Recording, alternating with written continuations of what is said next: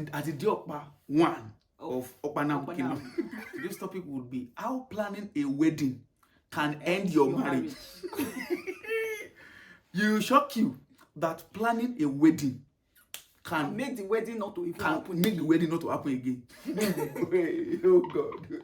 You have reached all the stage she has accepted. You have toast her. Yes. You have met the parents. Parents have met you. They have now Both people have met. They are now boys. They now say, okay, let's marry.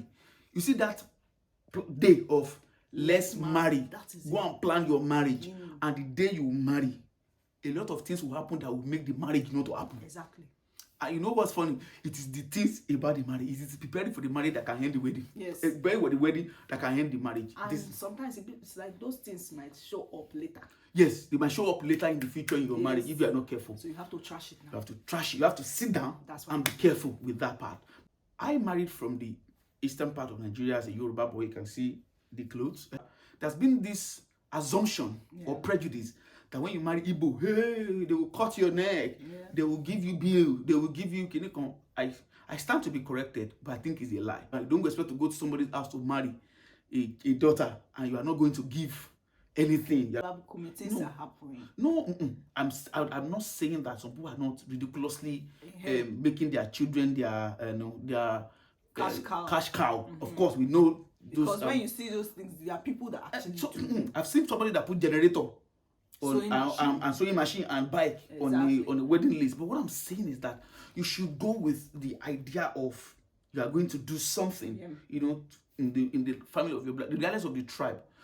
It is when it is now becoming ridiculous that the fight should start. But you will not do anything. It's a lie. But when it's ridiculous, yaripe koshe, because that was what happened. That really caused problem. I remember that when we said we're going to marry, we've met. Our first fight. That's our first major fight. We had said that we want to get married, we had plans, we knew that we were not going to stay in Nigeria after. Yeah. We know what it would cost. We know what we wanted to do. We know why we said we were not going to, because it wasn't as if she was working in a very good very good organization, and thank God I'm an MC in Nigeria, and people they do wedding, things are moving. We had said that we're going to use my church hall. We're going to do this, do that. Then let's approach your family for lists. The first thing that caused this thing is impatience and assumption. That assumption happened to him. The assumption happened to me, thinking that they're going to bring So I remember that one of the morning we were on the phone when she sent me a list, and I didn't even come down to see the list. I was just seeing some village thing on the list. You're going to give this to the village. I've not even calculated or say, am I buying a car? That was what I said on the call. It was also a text. No, a call. Was it a call? It was a call. Am I buying a car? He said, am I paying for a car? And that was what I said. If he had waited, if he was patient enough. So why I was angry that day was he had an assumption about Igbo people and this thing that we're talking about them having some putting a lot on the list. It's prejudice. Meanwhile, that list was a list my daddy wrote of all the things that would happen. But in his head, he as my father was going to take care of the chunkiest part of that list, and then he would take care of the other part. But what my daddy did was to send me everything. My husband had not even read to the down parts. Yes, which is why I started this video with, see that prejudice, drop it. He has not even read there. I've agreed now. Just, what is all this? Am I buying a car? When I was, I'm telling you, when I was compared to a car, there and then I was ready not to do again.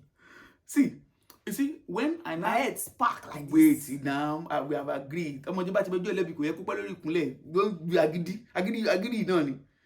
So when I now realized my mistake, it didn't make sense, because at the end of the day, if I tell you what happened, I remember we got to Abuja on the day of the traditional wedding. My father-in-law had shut down three compounds with the street. I know how much eventually, we sent, from my own side. I know what that could afford.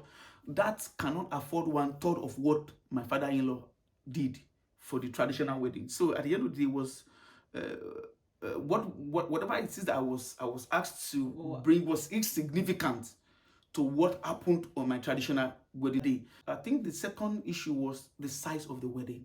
Yeah. The size of the wedding.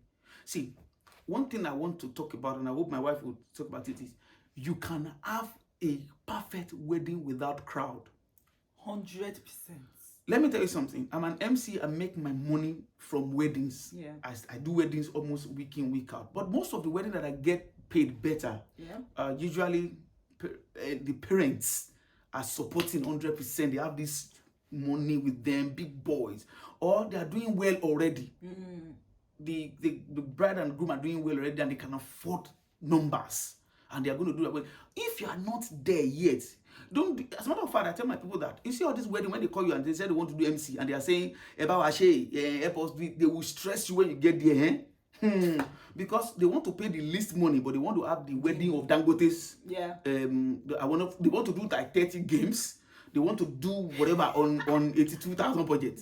Do without wedding when you can afford one. If you cannot, I remember that when we sat down, I remember our issue with the big wedding was the hall that I want to use, because it's a church hall. The staff of the hall are now helping me to announce everywhere. So people that you don't know, we're not adding to the number. Like, we call just wedding. We will scatter the place. We will be there. They will do it. And like, okay, let me look at this. So from 1,000 something plan, we're looking at maybe 2,000 people. I said, for wedding, why? Even the 1,000 were like, why are we doing it? Why should one?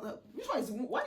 Remember that we went to Ibadan to greet my parents, and we went to this place. What's it called?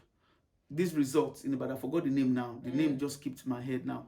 Agodi Gardens. Okay. And we sat down and we cut the marriage attendance to 100 people. Even from that 100 people, we're like, is this not too much? We cut the marriage. You will have enemies. Yes, 100 people. And what did we do? The 100 people. Why we said that? You know what? We're going to serve people food when they are leaving church. Yeah. Give everyone the food. Plenty other people came to church. Our family and friends that we said to come to reception would be just for a small gathering, but they will enjoy. Enjoyment, we want to kill them. We knew everybody. Enjoyment, we want to kill them. We had a buffet at Genesis by Genesis in Ikeja. That's the hotel that we used for the reception. So we took one of their hall, and we paid for buffet for everyone. So it's not a problem of I don't see food day for the 100 people. Some people came out that were not invited because we had to pay about 22 people extra. But at the end of the day, it was not. We could carry it ourselves. And so when people, it might be a problem. The wife might want a lot of people. The husband might want a lot of people. That might be the problem. Talk to each other and please accept what will work for you, not to please anyone, not to please your parents. What will work for you even after the marriage, because that one just wedding. That's just wedding, not to please your parents, especially the aunties of the bride, because they are your biggest problem. They are the ones that want to show the mother-in-law that they love the daughter more than the... Don't, husband and wife, do what will work for your marriage. Any parent that wants to do big wedding, let them bring the money. Any uncle that wants to do big wedding, let them bring the money. The problem of the Ashwebi color is not even from the people, it's from a man that, you know that there are two types of men. The first man can wear anything. The second man is conscious of what he wears. Oluwabukomi is that second man. The normal man. The normal man, he must be conscious of what you wear. Like, this thing will not fit me. Yes. So he now wants to wear a color that will not even match the remaining thing that he is wanting. So you're now wondering that this thing will be fine for you. Yes.